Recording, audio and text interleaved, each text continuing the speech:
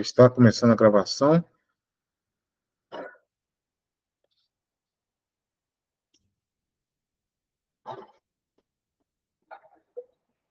Então vamos lá. Oh, meu Deus.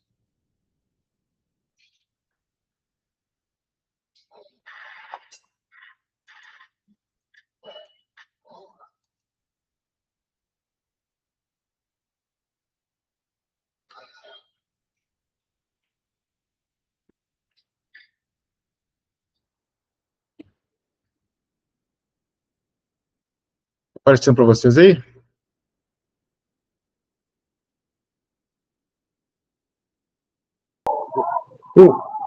Está aparecendo? Tá. Para mim tá. Beleza. Deixa eu ver aqui, só aqui se tem alguém querendo entrar.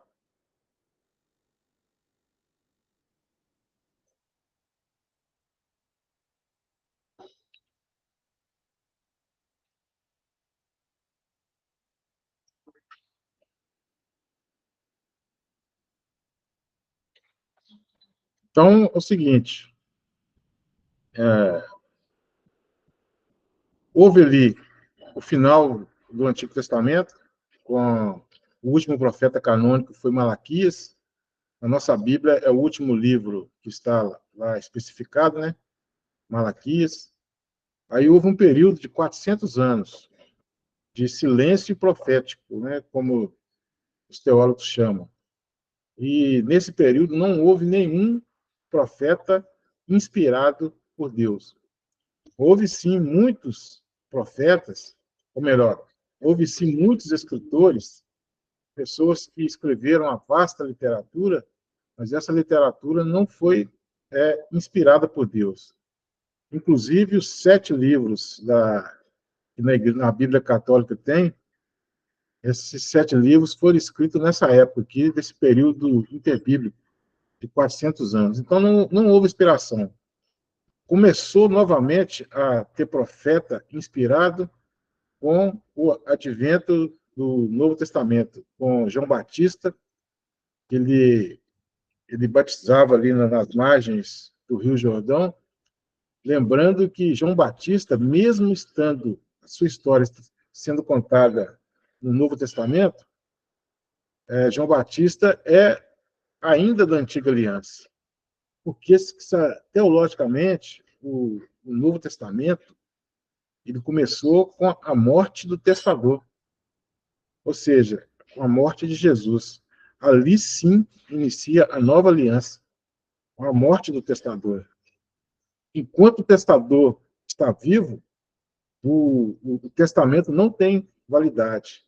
Mas com a morte de Jesus, aí sim iniciou-se o novo. E é muito pouco ensinado esse conceito nas igrejas, em vários locais, né? Não são ensinados esse conceito, porque o Novo Testamento inicia-se com a morte do testador.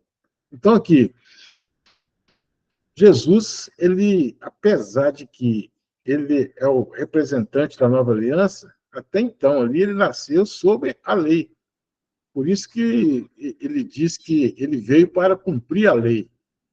Ele nasceu sob a lei, nascido de mulher e na plenitude dos tempos, como diz lá em Gálatas 4:4, né? Ele nasceu na plenitude do tempo, nascido de mulher, sob a lei. Vou ver aqui, gente, tem um pessoal querendo entrar aqui. Quando eu vou adicionar o pessoal aqui, que trava tudo. Deixa eu ver aqui.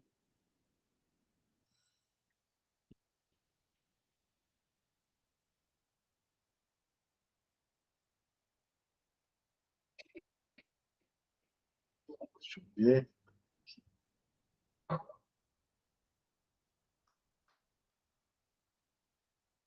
Mais alguém aqui? Um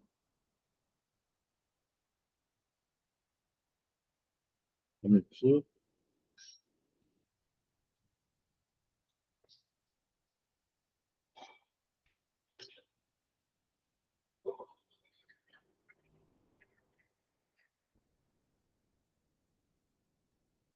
Voltamos então, né?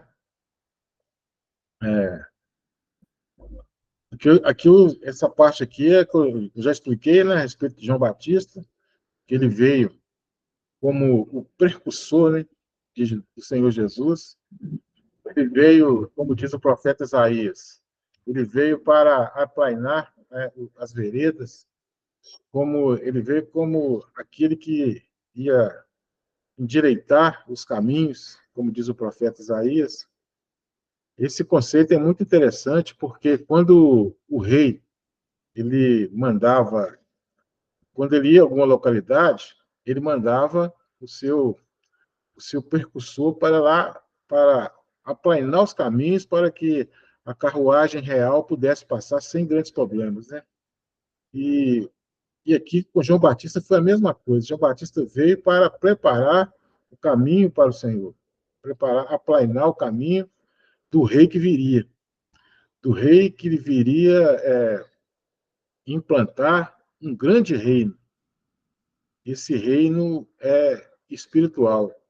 Começa dentro de nós, através da pregação do Evangelho, e depois as pessoas vão se convertendo, porque o Evangelho ele tem o poder para salvar todo aquele que crê. É o Evangelho. Então, o reino ele começa com a pregação do Evangelho, e as pessoas vão se voltando, vão entrando nesse reino, e um dia ele será consumado.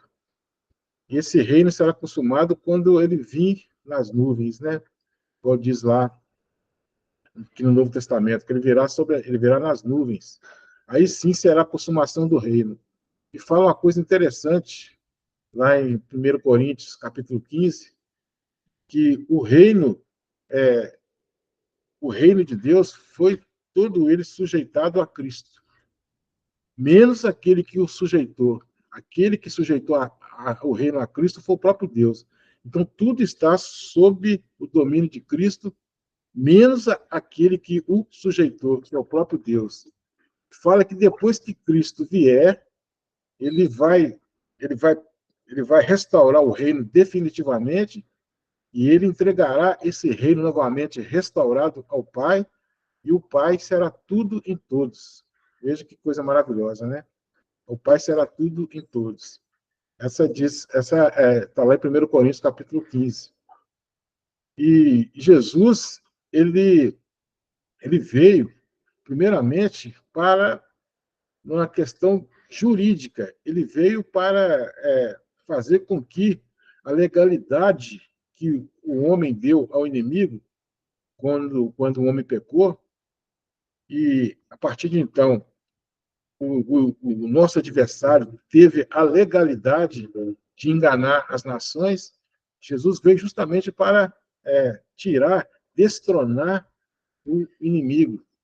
E ele consumou esse destronamento lá na cruz do Calvário. Aí sim, o evangelho pôde ser pregado a todas as nações, todas as povos, de todas as línguas, de todas as raças e de todas as nações, a partir do momento que Cristo morreu na cruz. Então, esse é o central, esse é o cerne do Novo Testamento. Aí Cristo subiu aos céus, foi assunto aos céus, ele chegou lá no céu, ele foi entronizado lá no céu, no capítulo 5, no capítulo 4 e 5 de Apocalipse, e foi-lhe dada toda a autoridade, tanto no céu, tanto na terra, para que ele pudesse colocar todos os seus inimigos sob o estrado dos seus pés. Então, essa é a função de Cristo. Cristo veio para implantar esse reino que um dia será completamente completado por Cristo, e ele entregará o reino ao Pai novamente. Então, nós temos que ter esse entendimento sempre na nossa mente. Por que essa vinda de Cristo foi tão importante para o ser humano, né? Todo aquele que é salvo, todo aquele que crê. É muito importante. Então, aqui, tem alguém querendo fazer alguma pergunta aí? Sou eu, pastor. Posso? Pois não, senhor. Eu nunca tinha pensado nesse lado jurídico da vida de Jesus, não. Aí o senhor falando isso aí agora, por favor, o senhor pode me refutar, tá bom? Se, se o homem pecou e deu a Satanás autoridade, agora o homem crucificando e matando o filho do pai aumenta ainda mais a autoridade do inimigo. Entretanto, se quem agiu não foi o homem, mas foram as potestades e principados, onde o Satanás agiu contra si mesmo, e daí foi cumprido o sacrifício, tem alguma coisa a ver? Olha para o senhor ver, pensa aí. Nessa situação, eu vou falar para você o seguinte: existe sim a responsabilidade humana. Aqueles que mataram Jesus, eles terão assim um castigo, que eles terão que beber o cálice da ira de Deus gota a gota, né? Porque eles mataram Cristo, né? Aí a palavra do Senhor diz que até aquele que todo olho verá, até aquele que os transpassaram, né? Porque eles mataram Jesus, que foi no caso ali os próprios judeus, né? Os judeus legalistas ali que mataram Jesus com o império, com os romanos. Então esses terão um castigo, né, terrível. Porém, nós temos que entender que existe também a soberania de Deus. Estava decretado tudo isso que Jesus passou ali já estava decretado por Deus. Deus, ele que decretou que Jesus morresse na cruz. Jesus, ele morreu na cruz para satisfazer não o inimigo, não Satanás, para satisfazer o próprio Pai. Por que eu falo isso? Porque quando Jesus morreu na cruz ali, ele estava levando sobre si pecado. Quem foi injustiçado ali na cruz, quem foi justiçado, o grande injustiçado é o próprio Deus, porque ele fez o homem e o homem pecou contra ele. E havia a necessidade de o próprio Deus elaborar um plano da salvação para que viesse a segunda pessoa da Trindade, Jesus, executasse o plano para que nós obtivéssemos a salvação. Então, isso é um ponto que existe a soberania de Deus. Deus já tinha decretado que tudo isso iria acontecer, mas ai daquele que fez possível, né? O fez possível esse acontecer, aquele que matou Jesus. Ai deles, porque vai ser muito grande, a ira de Deus vai derramar sobre ele de uma forma muito intensa, né? Porque eles são aqueles que o traspassaram. Então é o seguinte, mas você raciocínio seu não está todo errado, não, porque a gente, esses que mataram Cristo, eles vão, eles vão ser, e eles verão, né, no dia do Senhor, eles verão, eles reconhecerão, porque todo olho verá, né? Todo olho verá, eles reconhecerão, mas isso já será tarde. E o lago, né, de fogo e enxofre, no lugar onde é que é o fim dessas pessoas que, juntamente com Satanás, é um sugadouro toda a impiedade do mundo. Tanto os seres espirituais, como os anjos caídos, como também os homens ímpios. É um sugador, é um lugar onde que vai sugar todas a impiedade do mundo. Você tá, você lembra, por exemplo, um exemplo aqui bem fácil de a gente entender. Quando você está a pia, que você tira o tampão da pia, não tem aquele sugador, a água vai embora.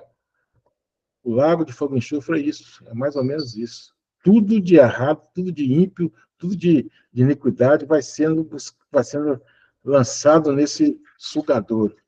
Esse sugador é o lugar, é o lago de fogo e enxofre, que foi feito primeiramente para Satanás e seus anjos, porém, o ímpio, o ser humano, o ímpio de todos os tempos que não aceitaram o sacrifício de Cristo, é para lá que eles vão.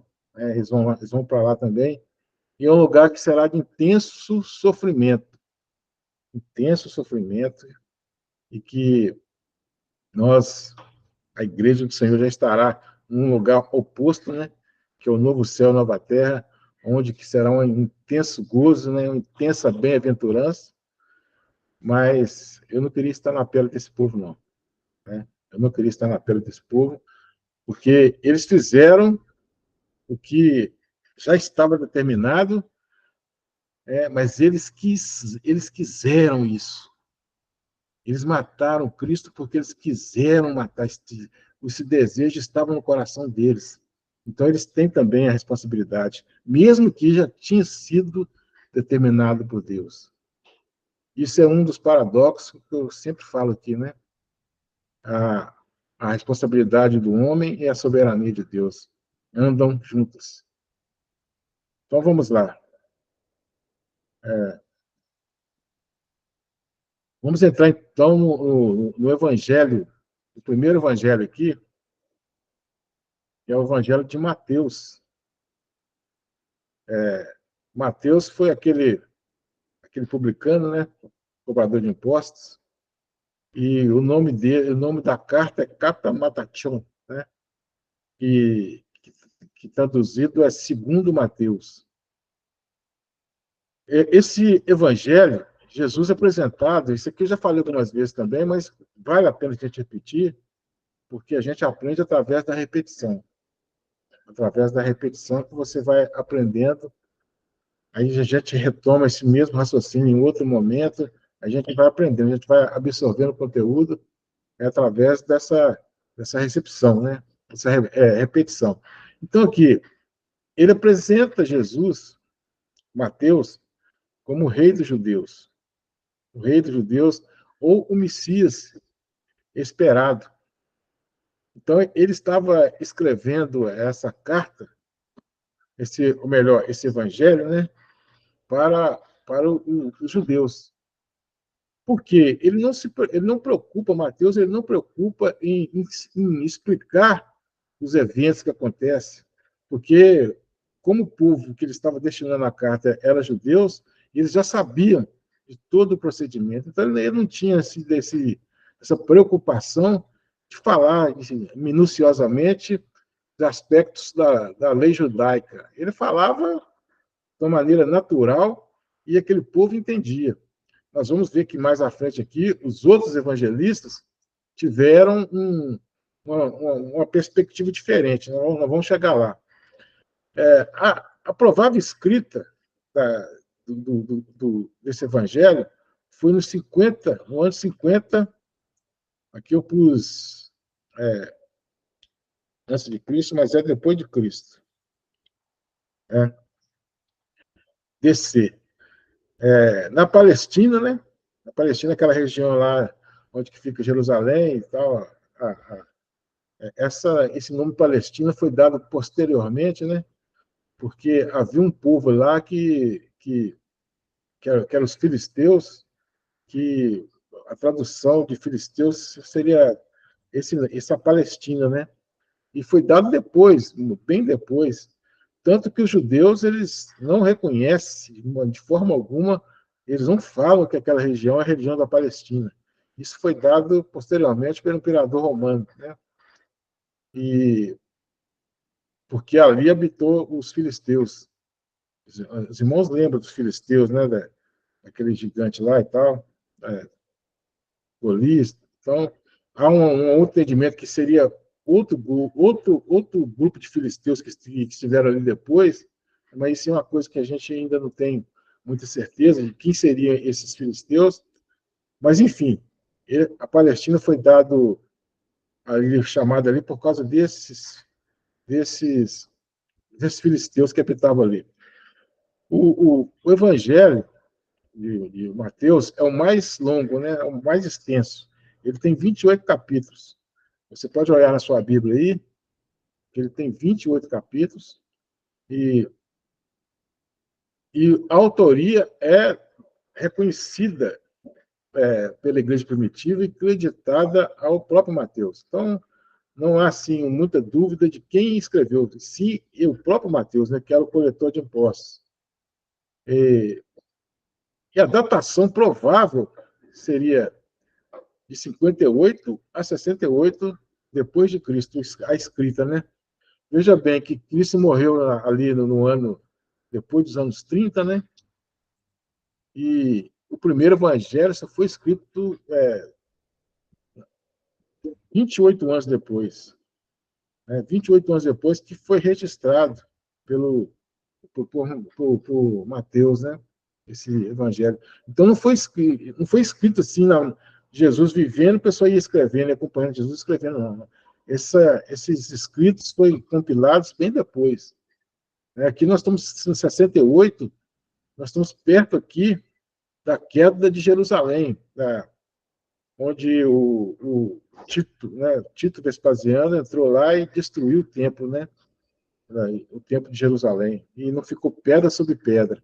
Profecia que o próprio Jesus disse, né, que não ficaria pedra sobre pedra, sobre em razão ao templo, né? Podendo ter sido escrito na região da Palestina ou da Antioquia da Síria. Veja bem que essa Antioquia fica ali mais ao norte, né, da Palestina, e tinha duas Antioquias. Tinha a Antioquia da Síria, né, que é essa onde foi mais tarde, teve a igreja de Antioquia, e tinha também a Antioquia da Psídia. A Antioquia da Psídia foi uma daquelas 4 cidades da região da Galácia, onde que o apóstolo Paulo fez a sua primeira viagem missionária, né? Então, Antioquia da Síria, essa Antioquia aqui, onde provavelmente foi escrito, né? Ou Antioquia da Psídia é aquela cidade lá que o apóstolo Paulo passou pela sua primeira viagem missionária. Citações de Mateus, aqui não vão fazer o contrário. Lá no Antigo Testamento, a gente falava do Antigo Testamento citando o Novo. Aqui nós vamos falar do Novo Testamento citando o Antigo, fazendo uma relação entre eles, né? Aqui, ó, citações de Mateus se referindo ao Antigo Testamento, entre muitas outras. Veja bem, aqui é uma profecia. Eis que a Virgem conceberá e dará à luz a um filho, e ele será chamado pelo nome de Emanuel, que quer dizer Deus conosco. Aqui é Mateus 1, 23.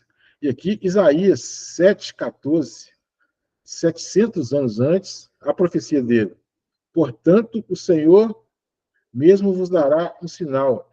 Eis que a Virgem conceberá e dará à luz a um filho, e lhe chamará Emanuel, né, que é Deus conosco.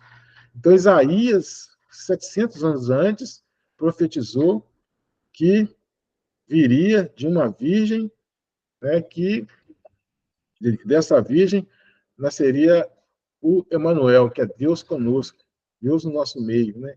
O próprio Deus vindo no nosso meio. Veja bem que essa profecia aqui, de Isaías, foi a profecia para o rei Acabe. Tem um contexto aqui que Isaías profetizou para o rei Acabe que, na época do rei Acabe, nasceria uma criança de uma mulher virgem. Veja que aqui não está dizendo que o nascimento dessa criança seria um nascimento virginal, igual foi com Maria, não quer dizer isso.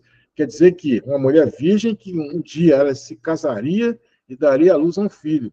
Esse filho chamará Emanuel. Então, não é assim, a mesma coisa que aconteceu. Mas, veja bem, a perspectiva profética, igual eu já falei aqui com os irmãos, a profecia é dada para a época do profeta, no primeiro plano. No segundo plano, a profecia se cumpre na primeira vinda de Jesus. E no terceiro plano, a profecia se cumpre na segunda vinda de Jesus. Então, veja, tem várias profecias que mantêm esse padrão. Primeiramente, o profeta, a vida próxima do profeta, depois, na primeira vinda de Cristo, e depois, na segunda vinda de Cristo. Até com aquela passagem de Isaías que eu falei para vocês que os caminhos do Senhor seriam aplainados, né? As veredas endireitadas. Aquela profecia que Isaías falou, primeiramente, era para o povo de Israel. O povo de Israel estaria voltando do cativeiro e os caminhos para o povo seriam aplainados para eles poderem voltar com segurança, as veredas seriam aplainadas, tudo ali para eles voltarem com segurança. Então a primeira profecia era para a volta de Israel do cativeiro babilônico. E a segunda perspectiva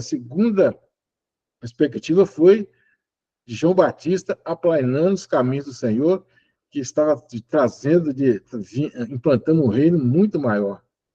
O reino lá, pós-babilônico, seria um reino terrestre, e o reino aqui de João Batista, né, que veio aplainar os caminhos, seria um reino espiritual numa dimensão muito maior.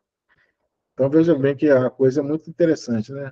E a Bíblia está assim, várias profecias, que elas se cumprem na época do profeta, ou pouco depois, na primeira vinda do Senhor Jesus, e também na segunda vinda do Senhor Jesus. É por isso que eu falei no início que o Antigo Testamento e o Novo, eles se completam. Eles se completam nessas questões aqui que eu acabei de mencionar, nessas questões proféticas.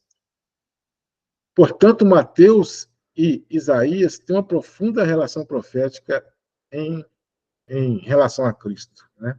A profunda relação profética. Então, nós temos que entender aqui desse Evangelho de Mateus que ele foi escrito para os judeus, para proclamar a vinda do Messias. O César até falou aí dessas pessoas que mataram Jesus, né? Por que o principal motivo que eles mataram Cristo foi porque eles esperavam um rei guerreiro, para que esse rei pudesse libertar os judeus do jugo romano, que estava ali o jugo estava muito pesado para os judeus. Então, eles queriam que viesse um rei poderoso, cheio de garra, de força, para poder tirar os judeus do domínio romano, né?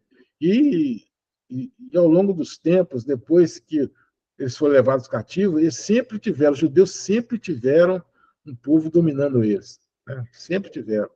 E nesse caso aqui, Jesus não aceitou ser esse Messias, esse rei que veio para poder, através da força, lutar contra os opressores dos judeus. Jesus não aceitou isso. Até que ele falava assim, como vocês já leram os evangelhos, vocês viram em alguns momentos, Jesus fazia um milagre e falava assim, ó, não conte para ninguém. Vá para a sua casa, apresente ao sacerdote, ou tal, mas não conte a ninguém, porque Jesus, ele, ele, ele queria ser conhecido como aquele que veio para proclamar um reino superior, um reino espiritual, e não um reino terrestre, um rei que iria vencer seus inimigos, porque eles estavam pensando num plano terreno. E Jesus está proclamando um plano espiritual que é muito maior, que é muito mais elevado. E aqui, irmãos, até hoje, esse processo continua. Até hoje, esse processo continua dentro das igrejas. As pessoas tendem em ver Jesus como aquele que vai trazer coisas, benefícios terrenos. Os judeus via Jesus como aquele que iria trazer benefícios para aquela época, benefícios terrenos. Hoje também é da mesma forma. Veja que a coisa não mudou. A coisa não muda. Veja que quando as pessoas elas não têm os olhos espirituais abertos, elas agem da mesma maneira. As pessoas pensam hoje, dentro das igrejas, que Jesus veio para trazer bens materiais para elas. Carro, emprego, trabalho, essas coisas todas. Mas Jesus, ele pode trazer essas coisas, mas ele traz uma coisa muito maior, uma dimensão muito maior, que é o reino de Deus, que é muito superior, muito além. Então, essa condição aqui fica até nos dias de hoje. Só você ver que quando você quando fala que Deus vai dar uma coisa bem material lá, as pessoas que estão na igreja dão glória a Deus bem alto e dão um pulo de quase meio metro. Quando fala da vida espiritual da pessoa, as pessoas nem não fala nada, fica quietinha e tal. Quando fala de salvação, as pessoas não, não se entusiasmam. Quando fala de perdão de pecado, que é o que Jesus veio para perdoar pecados, as pessoas não estão preocupadas. Mas se falar que vai abrir uma porta de emprego, a glória a Deus é assim, de uma forma muito. A expressão é muito grande, né? Uma expressão muito forte, né? É aí, porque não entendem. Os apóstolos de Jesus, é, Tiago, Tiago e João, eles queriam, sabe o quê? Saber quem ia ficar assentado à direita e à esquerda de Jesus, quando Jesus subiu ao trono. Mas o trono que eles estavam achando que Jesus iria subir não é o trono eterno, é o trono terreno. Então eles queriam lugares, eles queriam coisas, poder. Eles não queriam, né? Jesus fala, não. Quando você quer ser, quer ser um rei, você primeiro tem que servir. Quando você quer ser uma autoridade, primeiramente você tem que servir. Você tem que servir primeiro. Aquele que com maior autoridade entre vós será o servo de todos. O próprio Jesus ele chegou e lavou os pés dos seus discípulos, porque ele queria que eles ficassem na mente deles que ele veio proclamar um reino que era muito maior, que é o reino eterno, que é o reino espiritual. E as pessoas até hoje estão aí esperando coisas terrenas, coisas aqui para o aqui e agora, coisas que vão acontecer aqui nesse mundo. E eles não entendem que o que mais importante que nós temos é esperar, descansar no Senhor, esperar o dia da sua vinda, para que o novo céu, a nova terra, seja, né, para que essa terra aqui, esse céu, seja restaurado e haverá novo céu e nova terra. Essa é a razão da esperança que há em nós. Pedro fala lá na sua carta que nós temos que responder com mansidão todo aquele que nos perguntar a razão da esperança que há em nós. A esperança que há em nós é a ressurreição, e nós estaremos todos no novo céu e na nova terra, onde capeta justiça. Então, é espiritual, irmãos. O reino é espiritual. Nós vamos gozar eternamente desse reino espiritual. Então, voltando aqui, o livro de Marcos, o Evangelho de Marcos, ele é o menor de todos eles. Porque o Marcos, veja bem que Marcos, ele não era apóstolo. Ele não esteve entre os 12. Marcos escreveu esse evangelho baseado em Pedro, né? Baseado em Pedro. Pedro que serviu de âncora para que Marcos escrevesse esse evangelho. E ele não fazia parte dos 12. Então, os 4 evangelistas, Mateus, Marcos, Lucas e João, somente Mateus e João era dos 12. Lucas e Marcos não eram.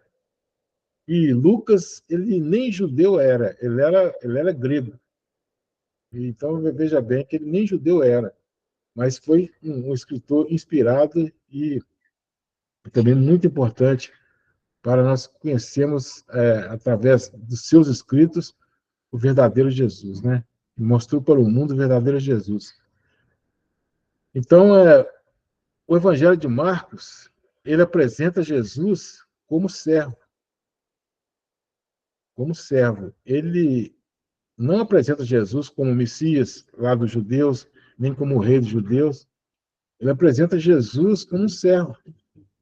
Jesus, ele, no Evangelho de Marcos, boa parte ali, ele está servindo, ele está curando, ele está ensinando, ele está agindo com a humildade dele. E Marcos escreveu esse evangelho para os romanos, a igreja que estava em Roma, né, para os romanos ali. Ele escreveu esse evangelho. O título é Catamáculo, né, que é segundo Marcos. E eu já falei aqui que ele não foi dos 12, né? Pedro conferiu a Marcos a autoridade apostólica, porque Marcos baseou seu escrito nele. E muitos teólogos entendem que foi o primeiro evangelho a ser escrito, o evangelho de Marcos. Entanto, os outros três evangelhos, os outros dois evangelhos sinóticos, né? Veja bem que evangelhos sinóticos são Mateus, Marcos e Lucas. João não é sinótico. Esses três sinóticos quer dizer que são parecidos, mas foram escritos em uma perspectiva diferente. João foi totalmente diferente. O escrito de João foi totalmente diferente dos outros três primeiros, né? E foi muito depois também. Então, aqui, a autoria do próprio Marcos, né? Não tem muita. Os críticos não até deixam entender que realmente foi Marcos que escreveu. Como eu falei, os relatos foi do apóstolo Pedro. Há também entendimento que houve uma fonte anterior a esse livro de Marcos, o Evangelho de Marcos, em que o próprio Marcos se baseou nela, que é a fonte que. Mas isso aí é uma questão muito teórica e que nós não temos assim. Nós temos o conhecimento dessa fonte que Marcos se baseou nela, nós temos esse conhecimento, mas que não é assim uma coisa imprescindível, né? O que é imprescindível é que a maneira que Marcos escreveu essa carta a esse evangelho, né, aos romanos. Por que Marcos ele é o menor assim, dos evangelhos? É porque o Marcos escreveu para os romanos, né, como eu falei anteriormente. E os romanos eram pessoas práticas. Os romanos eles gostavam de atividade, eles gostavam de consertar coisas, fazer coisas. Eles eram muito práticos. Essa filosofia especulativa não era a praia dos romanos. Ensinamentos não era a praia dos romanos. Os romanos eles gostavam muito de ação. Vê que os grandes exércitos lá dos romanos, eles fizeram estradas lá ligando o império todinho, todas as partes do império, eles fizeram grandes estradas. Então eles eram muito práticos. E Marcos escreveu também nessa praticidade para eles entender, para a igreja que estava lá em Roma entender. E outra coisa também que ele queria falar que aquele carpinteiro que morreu na cruz, crucificado, né, que morreu crucificado ali naquela cruz, aquele carpinteiro era filho de Deus. Os romanos eles não entendiam muito isso, porque eles não entendiam como que iria acontecer uma situação dessa, o filho de Deus ser crucificado. Eles viam uma coisa superficial. Mas o Marx enfatizou isso também, que aquele carpinteiro que morreu crucificado, né, teve a morte de cruz, era o Filho de Deus. Ele queria inculcar na mente da igreja que estava em Roma essa situação. Muitos entendem que eu tinha falado anteriormente, muitos entendem que o Mateus e Lucas muitas coisas eles se basearam em Marcos, porque o Evangelho de Marcos já tinha sido escrito, né? Baseado nele, né? E ele baseou em Pedro. Veja que como uma coisa liga a outra, né? Segundo a tradição da igreja primitiva, o Evangelho foi escrito na região da Itália. Quer dizer, próximo de Roma, né? Marcos, ele é o menor livro, né? O menor evangelho, com 16 capítulos. E tem aqui uma citação a respeito do Antigo Testamento, né? Que também há uma referência a Isaías. Veja que Isaías, irmãos, ele era o profeta messiânico, né?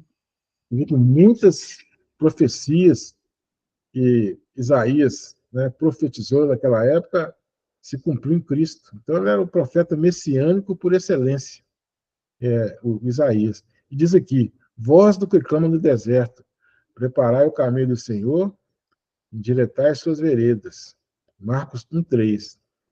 E aqui lá Isaías: voz do que clama no deserto, preparai o caminho do Senhor, endireitai no ermo a vereda a nosso Deus. Veja que é a mesma citação, né? A profecia se cumpriu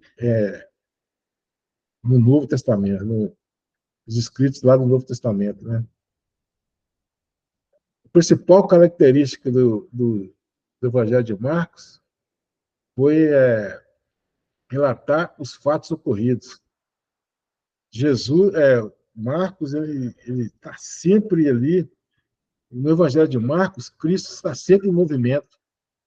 Cristo está andando para um lado, para o outro. Ao mesmo tempo que ele está lá em Cafarnaum, ele vai lá para Cesareia de Filipe, ele anda para cima e para baixo. Jesus, ele era um profeta. Não assustem com o nome, não, porque o nome é meio assim, complicado.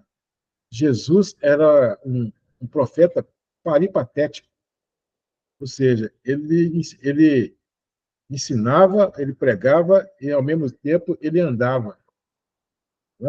Jesus ele não parava, está sempre em deslocamento. E nesse deslocamento, as multidões acompanhavam ele, e dentro das multidões, os 12 discípulos acompanhavam Jesus. Então, ele era um profeta peripatético, né? Que é essa questão de pregar e andar, ensinar e andar. Os filósofos gregos também tinham essa característica. Muitos deles também eram peripatéticos, mas Jesus ele ensinou dessa forma. Tanto que, se nós quisermos ser imitador de Cristo, nós temos que agir da mesma forma que Cristo agiu.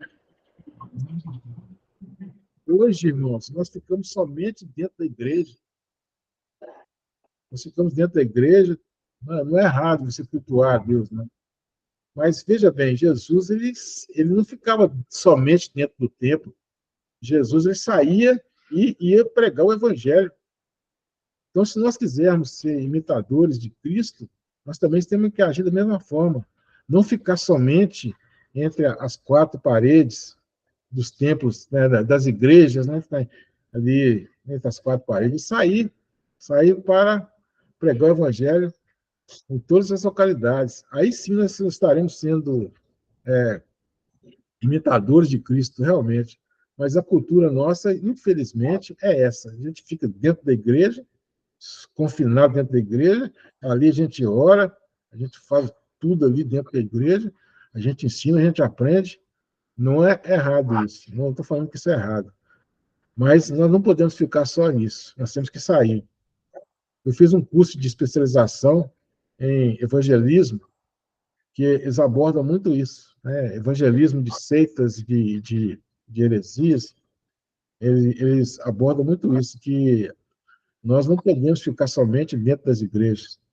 Nós temos que fazer a nossa apologética, fora da igreja, pregando às pessoas. E há muitas pessoas que estão fora da igreja precisando ouvir a palavra de Deus. E mesmo assim a gente fica confinado dentro das igrejas e não sai para evangelizar. Muitas pessoas não têm esse desejo de estar evangelizando. Mas quando Jesus manda, né? Quando Jesus fala assim, ide por todo o mundo, pregar o evangelho a toda criatura, ele não está pedindo, isso é um imperativo, né? Ele está mandando a gente ir por todo mundo e pregar o evangelho a toda criatura, né? E o campo, e ele fala assim, o campo é o mundo. campo não é somente os membros dentro da igreja, das igrejas. O campo é o mundo. Nós temos que pregar ao mundo, nós temos que pregar as pessoas de fora. Muitas vezes a gente deixa a desejar, né, esse aspecto. Então, aqui, Marcos, então, foi esse, esse, esse, esse evangelista que abordou os aspectos práticos de Cristo. Já o Lucas, ele fez aqui, o livro de Lucas fala que ele fez uma acurada investigação. Então, ele fez uma pesquisa acurada, né? Ele escreveu lá a Teófilo, né, que tanto o livro do Evangelho de Lucas quanto o livro de Atos, ele começa a dedicar o livro a uma pessoa chamada Teófilo. A gente entende que seria uma pessoa da alta sociedade, que era muito assim, era prática nessa época, né? Escrever a uma alta pessoa da sociedade as cartas, né? Então, Lucas, ele apresenta, diferente de Mateus, que apresenta Jesus como o Messias, o rei dos judeus, do Marcos, que apresenta Jesus como servo, Lucas apresenta Jesus como o Filho do Homem, né? Como Filho do Homem, na sua humanidade perfeita. Então, Jesus ele é apresentado por Lucas como Filho do Homem. Em várias passagens aqui de Lucas, Jesus, ele próprio se intitula Filho do Homem, né? Então, ele aborda a humanidade perfeita de Jesus. Jesus é verdadeiramente homem e verdadeiramente Deus. E Lucas aborda a humanidade perfeita de Jesus, como Filho do Homem. Aqui, eu não gosto muito de falar que Jesus é 100% homem e 100% Deus, não. Sabe por quê? Fica passando a conta matemática, não é isso. Não estou falando que é errado quem fala, não é isso, não. Mas eu gosto de falar assim como está escrito lá no credo da Calcedônia, que veio logo depois, ali na igreja primeira, depois do primeiro século ali, os credos, né? Começou os credos ali. O credo da Calcedônia fala que Jesus é verdadeiramente homem e verdadeiramente Deus. Então, gosto de falar assim. E como aqui, Mateus foi escrito para os judeus, Marcos para os romanos, Lucas já foi escrito para os gentios. O livro de Lucas foi escrito para os gentios. Por quê? Porque o próprio Lucas, ele era um gentio. Lucas não era judeu. Então, ele era um estrangeiro, né? Não judeu. Foi o único não judeu a escrever um livro na Bíblia Sagrada, tanto no Antigo como no Novo Testamento. A autoria dele próprio, né, Lucas. Ele escreveu lá para o Teófilo, né, como disse anteriormente, um homem de alta posição. E o nome de Lucas, em grego, significa louco, né? Aparece somente 3 vezes em todo o Novo Testamento. Bom, vamos falar agora do período, né, que foi mais aceito. 59 a 62 depois de Cristo. Foi esse momento da escrita desse evangelho. A região que provavelmente foi escrita é a região da Caia, né? Pode ser lá em Éfeso e Cesareia, né? Cesareia Marítima, né? Então, nessas regiões aí. E apresentam como possibilidades, né? Então, na região da Caia, que é naquela região ali da Ásia Menor, Éfeso ou Cesareia, que pode ser o local, né, onde é que ele escreveu. O nome do livro do Evangelho em grego é Katalonko, né? Louco, que significa segundo Lucas. Conta a história do nascimento de Jesus. Lucas ele narra minuciosamente o nascimento de Jesus.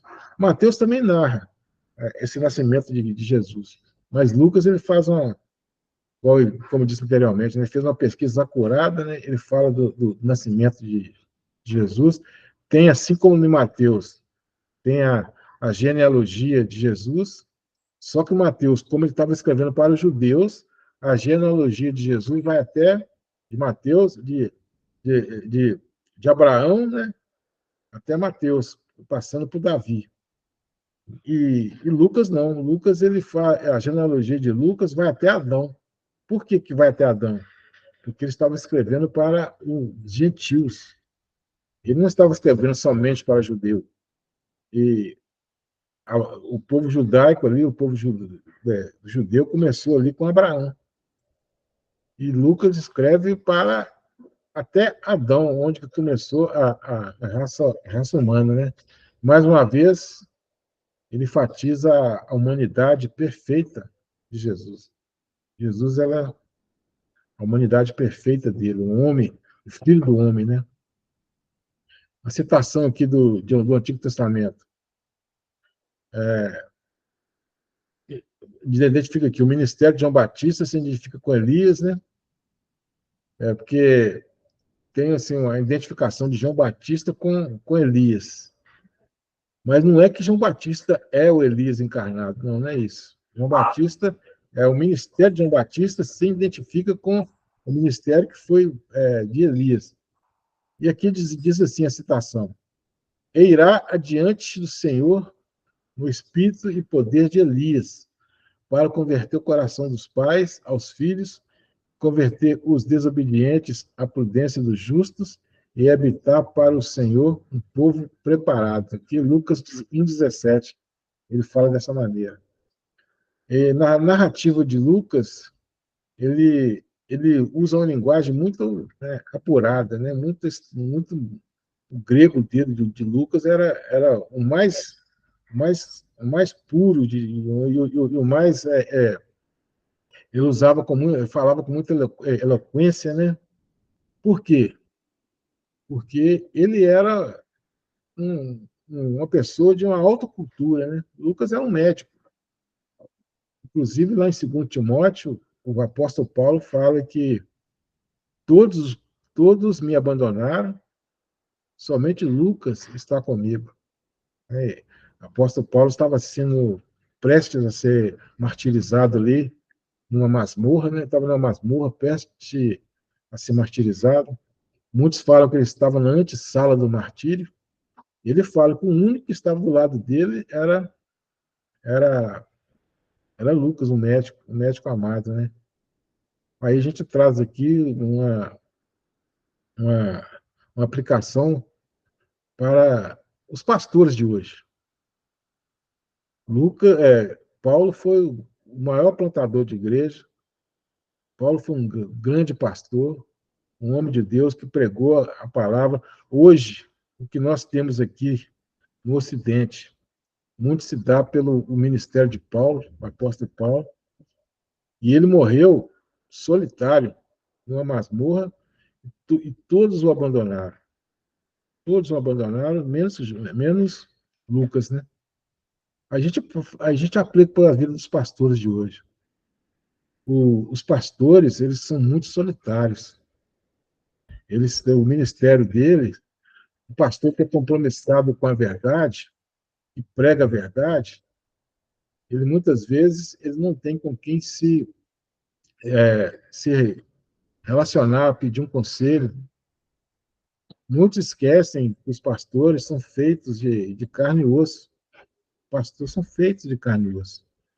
Então, eles guardam, assim, tanta opressão de coisas que eles resolvem para as suas ovelhas, mas eles mesmos, muitas das vezes, não têm como resolver para si próprio.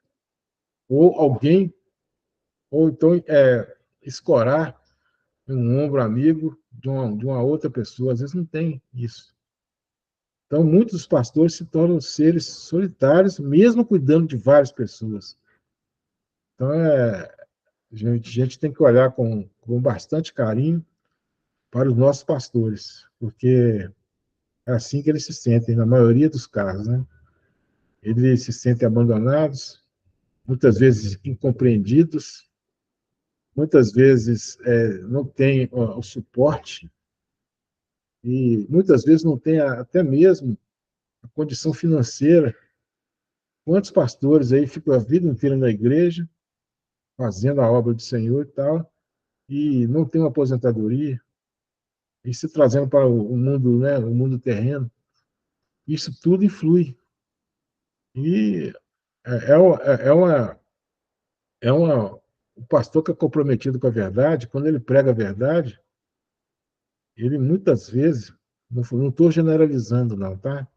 Muitas vezes ele fica impopular.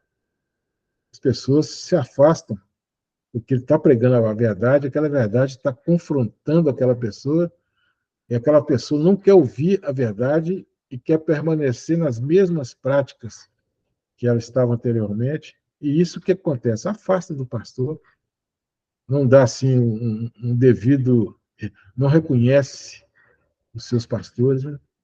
O apóstolo Paulo foi o exemplo claro disso. O Lucas foi o único que esteve do lado dele ali.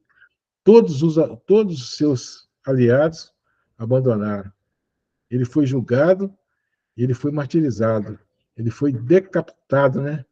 Teve a sua cabeça cortada pelo mandado do imperador Nero, que era o imperador romano na época. Só para a gente refletir um pouco da visão da vida que os pastores, né? Da luta que os pastores passam. Ore por seus pastores, ore por mim também. Né? Dentre os 4 evangélicos, o de João foi escrito bem depois. Vamos falar agora do Evangelho de João. Ele foi escrito bem depois dos outros 3, né? João, ele, a escrita de João era para apresentar o Senhor Jesus. Vamos recapitular. Mateus apresentava Jesus como o rei, o Messias prometido. Marcos apresentava Jesus como o servo.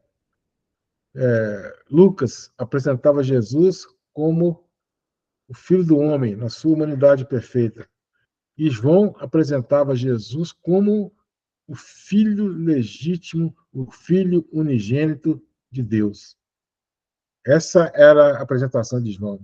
João escreveu para toda a igreja, ele escreveu para a igreja de um modo geral, não escreveu para nenhum grupo determinado, ele escreveu para todos. Tanto que esse escrito foi bem depois, né? Bem depois. Então, ele já tinha todos os outros 3 evangelhos à sua disposição, e muitos entendem também que algumas cartas do apóstolo Paulo também já tinham sido escritas. E João escreve esse evangelho para provar para a, a igreja para provar para todos que Jesus era o Filho de Deus. Né? Algumas teorias aqui. Ó. Existem algumas teorias, sendo que o conceito tradicional entende que a carta foi escrita no ano 85 depois de Cristo. Então, quer dizer, quase 50 anos depois da morte de Cristo. 55 anos, mais ou menos, depois que Cristo morreu. Já era um conceito, esse aqui já é um entendimento mais recente, né? Que João foi escrito antes da queda de Jerusalém, que foi no ano 70. Isso aí já é um conceito mais moderno, né? Mas eu fico mais com esse aqui, ó, de 85 depois de Cristo mesmo.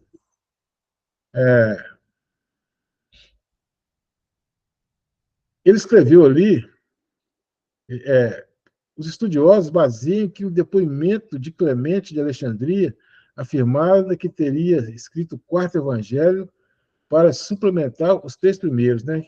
Veja aqui, as justificativas são para os 2 entendimentos que se dão no fato que no primeiro os estudiosos baseiam no depoimento de Clemente. Então, o entendimento é que foi realmente João que escreveu esse evangelho. Existe uma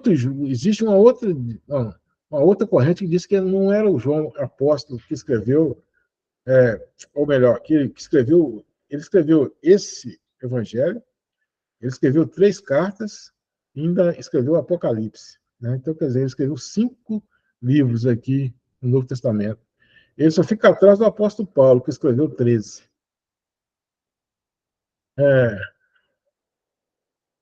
Ele escreveu de um modo independente dos evangelhos, quer dizer, ele não se baseou no evangelho nem de Marcos, nem de Lucas, nem de Mateus, ele suplementou, como diz aqui o texto, ele suplementou esses evangelhos, né? Provavelmente ele escreveu na cidade de Éfeso. João foi pastor em Éfeso em um certo momento. Isso não está na Bíblia, viu, irmãos? Isso está na tradição que ele foi pastor em Éfeso, né? Tem coisas que estão na tradição, mas não está na Bíblia, porque a Bíblia só relata o que é necessário, né? Porque senão a Bíblia seria um livro imenso, né? Se fosse relatar tudo, né? E João fala aqui uma coisa interessante, que se ele fosse, ele listou 7 grandes milagres de Jesus. Na verdade, ele não chamava de milagres, ele falava sinais. Sinais, né? Onde tinha a palavra milagres, onde era milagre, ele colocava que eram sinais. Por que João fazia isso? Porque o sinal, ele aponta para uma coisa mais importante. Jesus, quando ele multiplicava pães e peixes, o povo queria só encher a barriga. Mas Jesus, ele apontava para o sinal apontava para uma coisa muito superior.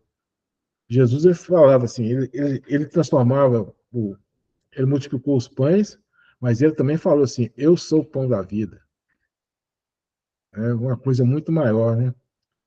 Quando ele deu a água samaritana, ele falou assim, a água que sai, se você beber dessa água que eu te der, você não vai precisar, não vai ter sede nunca mais. Então, Jesus ele associava a coisa que era superior, ao reino superior, ao reino espiritual. Ele foi 7 milagres, vamos falar um pouco mais aqui à frente, né, desses milagres, né? E tudo isso para provar que Jesus era o Filho de Deus. Então, os sinóticos, eu já falei que os primeiros 3 são sinóticos, né? A narrativa de João, ele não se preocupa muito com o ministério de Jesus na Galiléia. Veja que Jesus ele pregou durante 3 anos e meio, aproximadamente. 2 terços desse período, ele pregou lá na Galiléia dos gentios. E um terço ele pregou na Judéia. E João, ele não praticamente nem tocou nos feitos de Jesus lá na Galiléia, mas ele enfatizou bastante o ministério de Jesus lá na Judéia, na região do templo, lá em Jerusalém, e principalmente na última semana, no qual ele foi crucificado. Então, o João ele concentrou a sua abordagem na Judéia. Né? O nome aqui é Catalamaém, que é segundo João, e o apóstolo apresenta 7 milagres, aqui que é o ponto que eu queria falar com vocês.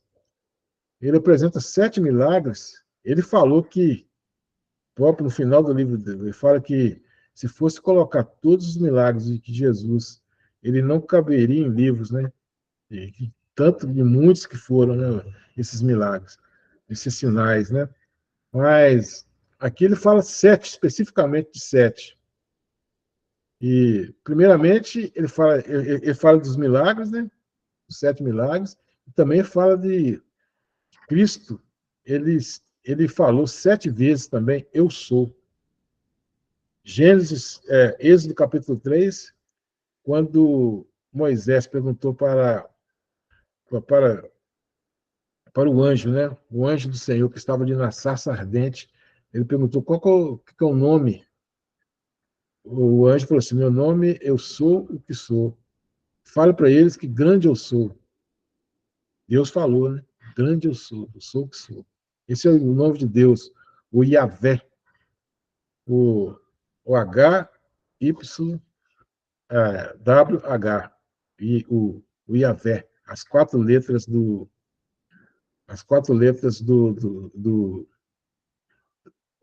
alfabeto hebraico, né? Yahvé. Então, E Jesus fala também que 7 vezes, eu sou. Remontando a Gênesis, a Êxodo 3, que o próprio Deus, né? Muitos entendem também que quem falou ali, a palavra do Senhor diz que ninguém nunca viu Deus, é o Filho unigênito que o revela, né? Muitos entendem, né, que o próprio Jesus que estava ali, né, representando ali a Trindade divina, quando ele fala eu sou, e veja bem, o Evangelho de João possui 21 capítulos. João e o Antigo Testamento. Nós vamos falar aqui dessa citação aqui, e depois vamos falar dos milagres e das 7 expressões de Jesus dizendo eu sou. Nossos pais comeram do maná no deserto. Aqui a citação lá do Antigo Testamento. Como está escrito, Deus lhe comeu o pão do céu. João 6,31. Então disse o Senhor a Moisés, eis que vos farei chover pão do céu, pão, e o povo sairá e colherá diariamente a porção para cada dia, para que eu ponha à prova e se anda na minha lei ou não. Veja que Jesus ele próprio fala que ele é o pão da vida, o pão que desceu do céu, né? E aqui nós vamos falar então dos 7 milagres narrados por João, que demonstra que Jesus é o Filho de Deus mesmo, que Jesus é o próprio Deus, é o Filho de Deus. A bodas de Caná, o primeiro, com a transformação da água ao vinho. Esse é um sinal, né, mostrando que Jesus ele é o Filho de Deus, que faz um milagre extraordinário, transformando a química, né, dos elementos, né, um milagre extraordinário. A cura do oficial do rei também é narrado lá no capítulo 4. No capítulo 5, nós temos o paralítico lá no tanque de Betesda, também foi curado. A multiplicação dos pães e dos peixes, capítulo 6. A cura do cego de nascença. Eu queria só falar aqui esse respeito aqui, irmãos. Esse cego, eu não sei se vocês já observaram a pessoa, tem pessoas que nascem sem um globo ocular. O lugar aqui do olho aqui, ó, que tem aqui as pálpebras, né? Ela é fechada. Não tem como. Então, não tem. E esse era o caso aqui desse cego. Jesus, ele molhou, né? Fez um lodo, né? Com a própria saliva. Se não me engano, aqui, nesse caso aqui, foi com a própria saliva e pôs no olho e gerou ali um globo ocular, e a pessoa passou a enxergar. Que milagre extraordinário. Volta lá no Gênesis, quando Deus ele fez o homem do pó da terra. Que Jesus fez a mesma coisa, numa escala menor, né? Ele fez um olho, né? Um olho humano, né?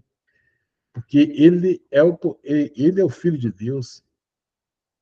Ele tem um poder extraordinário.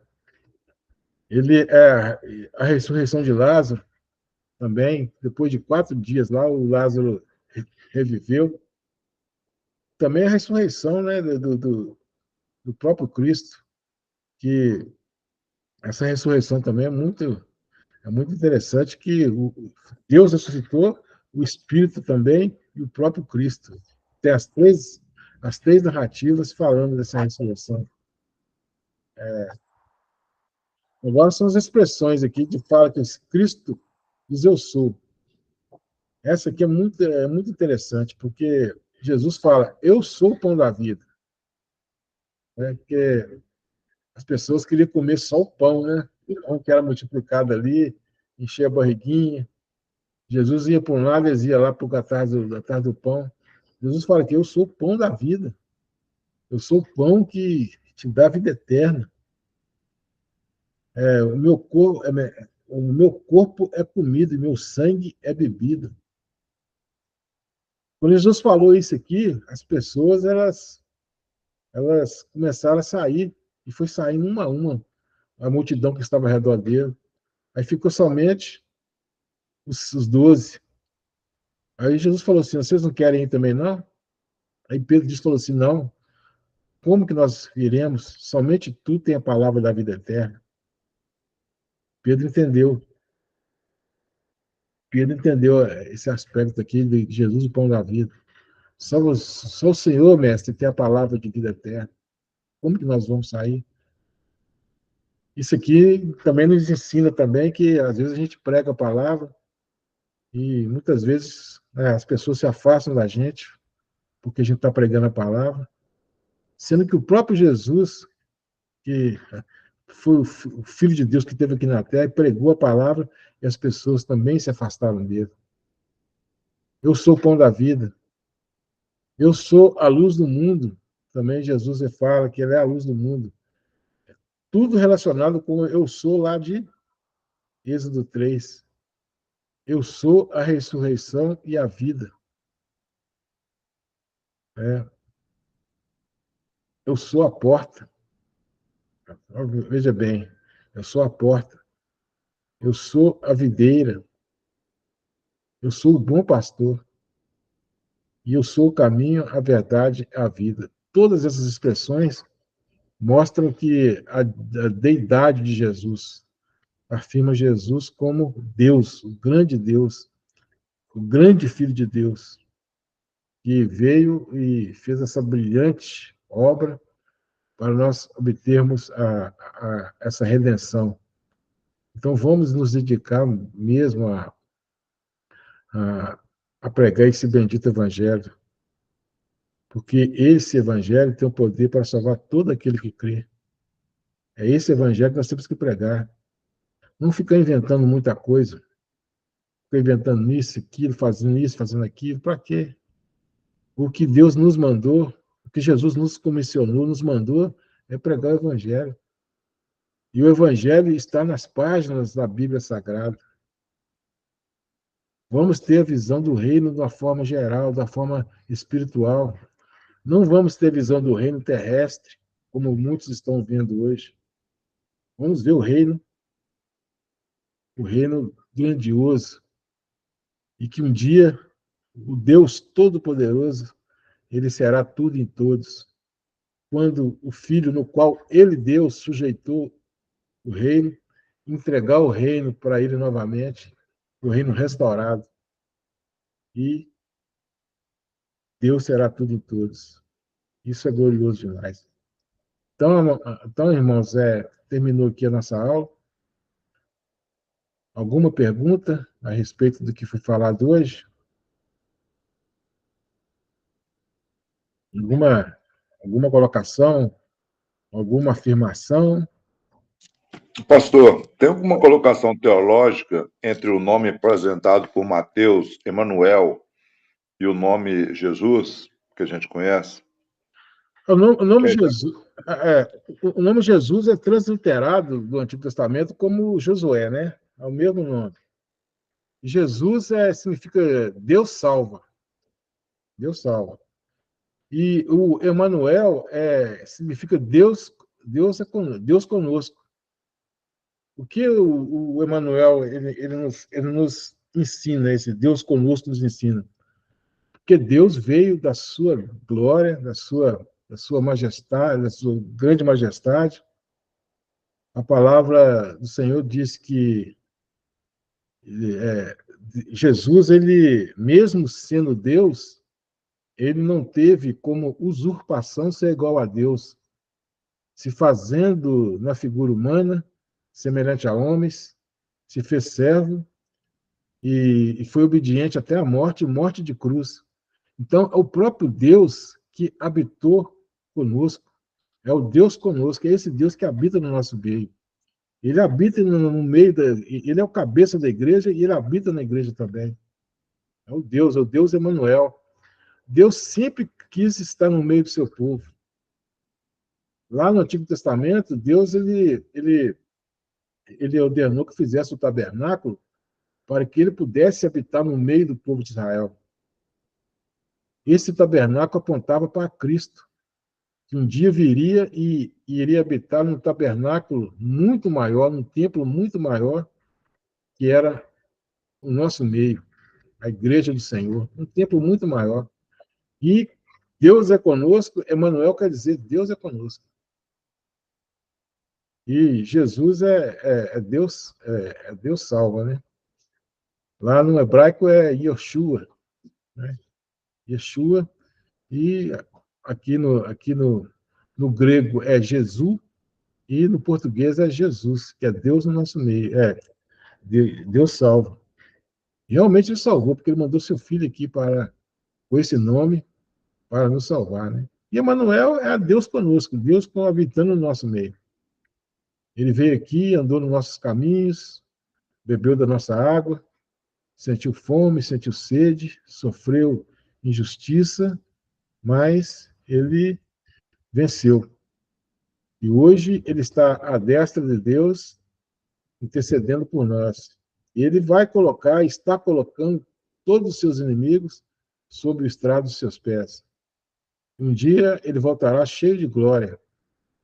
O próprio Pai o exaltou e ele voltará cheio de glória, e todo olho verá, e toda língua confessará que ele é o Senhor. Então Deus é conosco, é Emmanuel. Mais alguma coisa?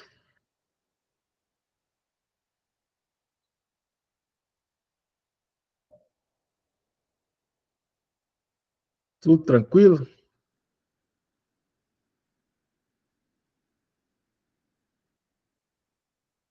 Então, se não tem mais nenhuma pergunta, vamos orar.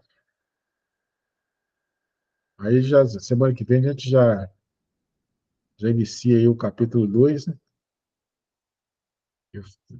Já fala do Atos dos Apóstolos, né? E as cartas, e assim por diante.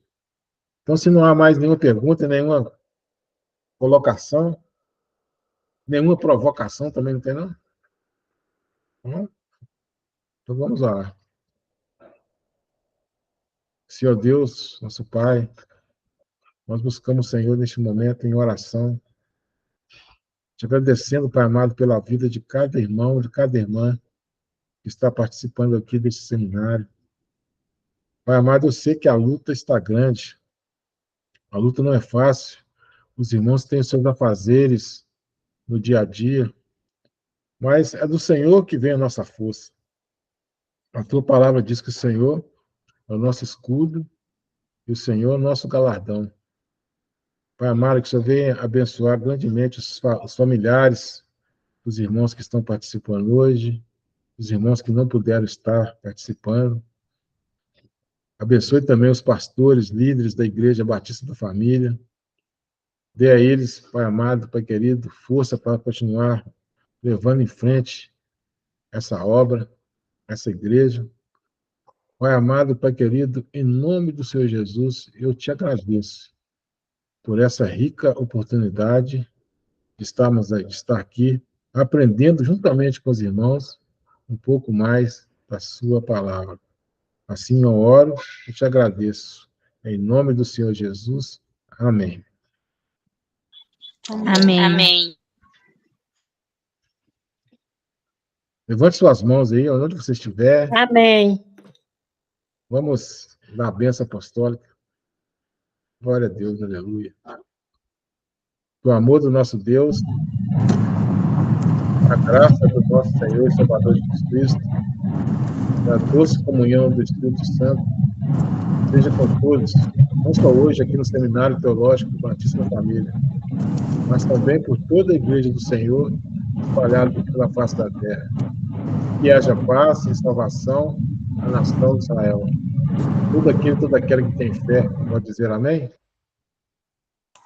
Amém. Amém. Deus abençoe, boa noite. Boa noite. Amém.